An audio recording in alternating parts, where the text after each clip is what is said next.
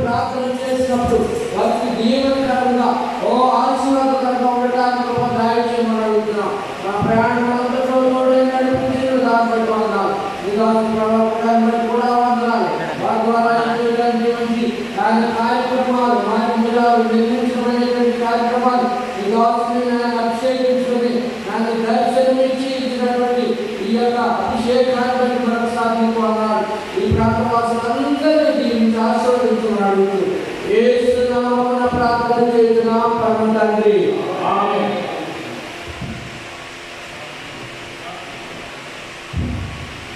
మహాగణుడా, మహోన్నతుడా, సర్వాధికారి, కృప కలిగిన యేసయ్యా, నీకు వందనాలు, స్తోత్రాలు ప్రభువా. ఇదిగో నాయనా, ఉదయకాల సమయంలో నీ పాద సన్నిధికి వచ్చాం నాయనా.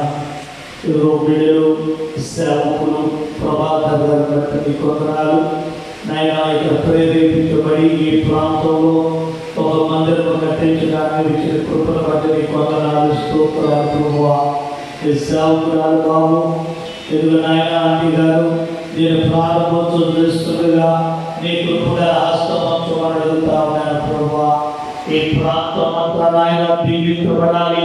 ఈ ప్రాంత ప్రజలందరూ కూడా నాయన పట్టణాల విస్తారమైన ఘనంగా కూడుకుని నాయన ఈ మందిరములో నాయన నేను ప్రార్థించడానికి, స్తుతించడానికి, గణపరచడానికి కృప దయచేయండి నాయన.